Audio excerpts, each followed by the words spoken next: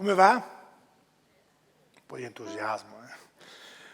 Ci teniamo tutti ad essere accettati, ma dovete prendere in considerazione una cosa, che per essere accettati dobbiamo pensare che i nostri pensieri siano unici, straordinari, anche se sembrano strani a molte persone, alla tribù. Come ha detto Robert Frost, 2 strade trovai nel bosco e io scelsi quella meno battuta. Io sono Giustiniano La Vecchia e diciamo che sono una persona inquieta e quindi vi parlerò di inquietudine, di quella strana e meravigliosa inquietudine. Molte persone pensano che l'inquietudine sia una cosa che fa venire l'ansia, ma voglio assicurarvi, potete stare tranquilli, l'inquietudine è meravigliosa. Persino il nostro ministro, il primo ministro, qualche tempo fa, qualche settimana fa, in una conferenza stampa alla fine di una chiacchierata in un ITS vicino a Bari, ha definito le nuove generazioni come qualcosa di meraviglioso che va alimentato, quella sana inquietudine che muove una tribù bellissima che sono i nostri ragazzi. L'inquietudine è una compagna di viaggio che non abbandona mai, una compagna di viaggio che lo tiene per mano, e questa compagna di viaggio si chiama creatività. Allora, prima di cominciare a fare questa bellissima chiacchierata con voi, voglio che mi aiutiate rispondendo a 3 facili domande, proprio facili. Però dovete alzare bene la mano. Chi di voi pensa di essere una persona creativa? Un po' di entusiasmo però. Bene, giù. Chi di voi pensa che i bambini siano creativi? Fantastico, tutti. Chi di voi è stato bambino?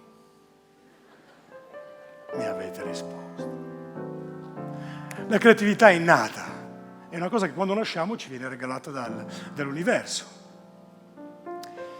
E il problema è che ce la dimentichiamo troppo presto. Allora, intanto vi spiego che cos'è la creatività. La creatività è fatta di 3 elementi fondamentali.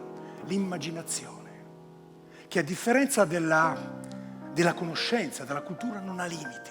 Guardate i bambini quanto immaginano. E siccome noi siamo stati bambini, insomma, quella roba lì ce la ricordiamo. Dall'immaginazione scaturiscono le idee e dalle idee scaturiscono le innovazioni. Ma non sono più sufficienti le innovazioni, soprattutto per le persone inquiete. Perché molte volte le innovazioni innovano qualcosa che non funziona. Allora non possiamo innovare qualcosa che non funziona. Noi dobbiamo essere disruptive, dirompenti, e quindi abbiamo necessità di rivoluzionare le cose. Quindi immaginiamo, scaturiamo le idee e rivoluzioniamo. Pensate a quante cose sono cambiate nella nostra storia, nella storia degli esseri umani, grazie all'inquietudine e la sua compagna di viaggio, la creatività. Ecco perché dobbiamo sapere che potenzialmente siamo tutti nomadi creativi. Voi vi state chiedendo, Giustiniano, nomadi creativi perché? Io non mi sento nomade creativo. I nomadi creativi, intanto il nomade è colui che cerca la migliore condizione per la sua comunità di interesse e per se stesso. Il nomade scorre lieve, è sulla terra, è fluido nell'organizzazione, coglie la vita che gli serve per la vita. Quello del nomade, in poche parole, è come un fascino di gioventù, poco serio, ma di una vitalità straordinaria, meravigliosa, colorata come l'arcobaleno. Creativo perché non si limita alla conoscenza, vuole approfondire, vuole andare, vuole immaginare, vuole farsi scaturire quelle idee pazzesche. E sceglie quelle strade meno battute, proprio come diceva Robert Frost. Nella nostra società l'inquietudine è considerata un sinonimo di stress e vita sregolata. Parliamo invece di inquietudine come qualcosa di straordinario. Pensate che c'è una rivista americana che viene letta da 200 milioni di persone ogni mese. Avete capito bene? 200 milioni di persone ogni mese, che definisce l'inquietudine come qualcosa che viene annoverata come ansia, soprattutto negli adolescenti e nei bambini. Parliamo invece di inquietudine come una condizione essenziale della vita di ognuno di noi. È legata all'esigenza di cambiamento, del nuovo, della ricerca, quella che ti permette di alzarti il mattino e dire: ma è una figata, che cosa scopriamo di nuovo, anche quando piove come oggi. Pensiamo a un individuo come a un soggetto sensibile agli stimoli del mondo, e quando il mondo non ce le dà, succede una cosa straordinaria: cominciamo a sognare, sogniamo ad occhi aperti, e se ci capita di sognare di notte, indipendentemente dai sogni, succede una cosa incredibile: ci sono delle tempeste energetiche, elettriche all'interno del nostro cervello che ci tengono in vita, che tengono in vita la nostra inquietudine. La sana inquietudine ha proprio lo scopo di creare qualcosa di nuovo, di andare alla ricerca di nuovo. È per questo che siamo nomadi creativi. Credo che l'inquietudine sia qualcosa di molto importante. Nell'amore dobbiamo abbracciare l'inquietudine dell'altra persona, avere un rispetto incondizionato dei difetti dell'altro. E soprattutto le aziende straordinarie, quelle che cambieranno il mondo, come è già successo, devono fare due cose semplicissime: liberare l'inquietudine e la creatività delle persone che ci lavorano dentro, perché sono il valore dell'organizzazione. Un'azienda vale per quanto valgono le persone, per quanto le persone riescono a liberare l'inquietudine e la creatività. Quindi meglio essere inquieti che inquietanti. È dall'asilo che mi sento dire, quando mia madre andava a parlare con la Suor Lucia: come va Giustiniano? Giustiniano è strano, inquieto. E ho cominciato già all'asilo a pensare: ma sarò veramente strano? Effettivamente l'inquietudine viene mal sopportata da molti allenatori, molti docenti, non tutti, e soprattutto dagli adulti, che si dimenticano molto spesso, troppo spesso, che sono stati giovani e adolescenti anche loro. Io sono stato ripetente, pluribocciato, ho commesso un fracco di errori. Sono più gli errori e le volte che sono stato rimandato e bocciato che le volte che sono stato promosso. Però ho imparato tantissime cose e ho alimentato la mia inquietudine. Ho un ricordo che porto sempre con me, che voglio condividere con voi stasera. Era il secondo anno di superiori. E quella mattina avevo, come tutte le settimane, fisica, ma quella mattina purtroppo non mi riuscì di fare la cosa che avevo fatto le altre volte, quella di cercare di evitare l'incontro con il professore. Avevo sterminato cani, gatti, accompagnato mia nonna dal dottore, mia mamma che non stava bene. Quella volta non ci fu possibilità di negoziazione. Fui chiamato alla cattedra e, come potete immaginare, feci scena muta. E il mitico professor Donini, allargando le braccia, mi disse: Giustiniano, ti devo dare uno. Avete capito bene? Uno come il portiere, uno. E io lo guardai e lui mi disse: vedi Giustiniano, 2 ce l'hanno tutti. Non ti posso dare non classificato perché lo diamo alle persone che non vanno a scuola, ma tu ci vieni a scuola. E quindi io ti devo dare 1. Così, quando ti capiterà altre volte nella vita di non essere pronto ad affrontare le interrogazioni che la vita ti riserva, ti ricorderai dell'1 che ti ho dato, oltre a essere annoverato tra i pochi eletti che in questo istituto hanno avuto la possibilità e l'onore di prendere l'1. Ho finito la mia interrogazione e me ne sono andato verso il mio banco e ho ricominciato a fare quello che facevo spesso: guardare fuori dalla finestra.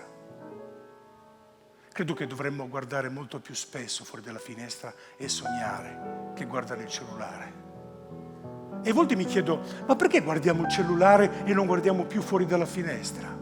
Perché abbiamo dimenticato di fare la domanda, ma soprattutto farci quella famosa domanda che molte volte sentivamo da bambino: ma cosa vuoi fare da grande? Il calciatore, la ballerina, il maestro, il poeta, l'infermiere, la dottoressa. Adesso lo sento raramente, devo dire. E allora mi chiedo: ma dove sono i sognatori? Dove sono gli inquieti? Ma dove sono i nomadi creativi? Allora mi do una risposta: ci sono. L'unica cosa è che ci siamo dimenticati della bellezza delle persone, di chiedere loro: ma qual è il tuo scopo? Ma qual è la tua grande bellezza? Ma qual è il tuo sogno? Qual è la tua inquietudine? Quante volte guardi fuori dalla finestra? E a volte mi verrebbe voglia di dire ai professori e agli adulti: ma perché non state vicino alla finestra con quell'adolescente e guardate insieme fuori senza parlare? Credo che ci siano due componenti importanti nella inquietudine. La prima, che i sogni sono la linfa della vita, e la seconda, che non è una questione di età, non è questione di colore della pelle, non è questione di religione o provenienza. L'inquietudine e la creatività è appannaggio di quelle persone che hanno il desiderio di guardare oltre la finestra. Proprio per questo motivo, a febbraio di quest'anno, dopo averci pensato tantissimi anni, ho fondato insieme ad altri inquieti un'associazione che si chiama A-Brain, è un'associazione che sostiene e investe nella sana inquietudine, soprattutto di quella fascia di età per troppo tempo dimenticata, tra i 16 e i 21 anni. Noi li chiamiamo i nomadi creativi, anche se siamo tutti nomadi creativi, come dicevo prima, indipendentemente dall'età. I nomadi creativi poi hanno i loro hub in giro per l'Italia. I primi sono nati con dei ragazzi a Treviso, a Trento, nasceranno a Foggia, a Bari, a Berlino prossimamente. Tutti degli hub, un po' come nel periodo dell'illuminismo, tra il 600 e il 700, quando i ragazzi si incontravano per discutere di musica, di teatro, di prosa, di letteratura. Pensate che alla fine del Settecento si conta che a Parigi ci fossero più di 300 caffè letterari. Io credo che sono nati lì gli influencer, più che adesso. Anche se la più grande influencer della storia è nata nel 1400 circa, Isabella d'Este, che andava in giro per ricordare sua sorella a raccontare alle altre donne degli altri stati come vestirsi e come profumarsi. Quindi era avanti e non aveva i social network. E per fare questo dobbiamo liberare il talento delle persone. Il talento non è nient'altro che creatività e conoscenza unite alla capacità dalla passione. Credo che una delle citazioni più usate nella nostra storia, ma poco comprese nella sua essenza, è quella di William Shakespeare. Essere o non essere? Questo è il dilemma. Quando si è inquieti, c'è una sola risposta: essere. Per fare questo bisogna avere una mente aperta e soprattutto non essere ancorati all'ego, al giudizio degli altri e al pessimismo. Essere nomadi creativi vuol dire pensare fuori dagli schemi e vivere non di convinzioni. Le convinzioni sono un sentito dire della tribù, sono le esperienze che gli altri ci vogliono far comprare. Non funziona, perché noi viviamo di consapevolezza e la consapevolezza sono le esperienze dirette che viviamo tutti i giorni. Allora, se noi cresceremo in consapevolezza, faremo sì che miglioreremo sia come esseri umani che come comunità di interesse. Nella persona inquieta ci sono 4 importanti caratteristiche. La prima, la sensibilità agli stimoli del mondo e della società. La seconda, la tenacia di non abbattersi davanti alla difficoltà. La terza, che è naturale, è la resilienza. La quarta è stupirsi di grande meraviglia davanti alle cose belle, anche nei momenti più difficili. Il nomade creativo ha un solo obiettivo: crescere, crescere, crescere e crescere. Io voglio salutarvi leggendovi una poesia che mi accompagna da tantissimi anni. Ma prima di farlo voglio dirvi una cosa. Provate a pensare a tutte quelle persone che ci hanno lasciato in eredità qualcosa di straordinario. Persone come Gandhi, Madre Teresa, Nelson Mandela, Frida Kahlo. Queste persone facevano quello che facevano perché non erano interessate all'opinione e al giudizio degli altri. Erano interessate a portare al bene della comunità. Facevano quello che facevano perché erano desiderose, appassionate, inquiete. E come diceva Cicerone, persone perseguitate da vive, ma osannate da morte. Vi leggo la poesia. È una poesia di Jacques Brel, che è un poeta, attore belga. E il titolo è Vi auguro sogni a non finire. E questo lo auguro a voi. e a tutte le persone a casa che ci stanno aspettando e soprattutto alle nuove generazioni.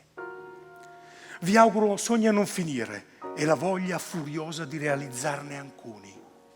Vi auguro di amare ciò che si deve amare e di dimenticare ciò che si deve dimenticare. Vi auguro passione, vi auguro silenzi, vi auguro il canto degli uccelli al risveglio e le risate dei bambini. Vi auguro di rispettare le differenze degli altri, perché il merito e il valore di ognuno spesso è nascosto. Vi auguro di resistere alla stagnazione, all'indifferenza, alle virtù negative della nostra epoca. Vi auguro infine di non rinunciare mai alla ricerca, all'avventura, alla vita, all'amore, perché la vita è una magnifica avventura e nessuno dovrebbe rinunciarvi. Nessuno escluso, nessuno può rimanere indietro senza combattere una dura battaglia. Ma vi auguro soprattutto di essere voi stessi, fieri di esserlo e felici, perché la felicità è il nostro vero destino. Sono Giustiniano La Vecchia, ho 58 anni, sono inquieto e sono un nomade creativo. Con me un altro nomade creativo, un grande amico, il maestro Mario Rosini. Namaste.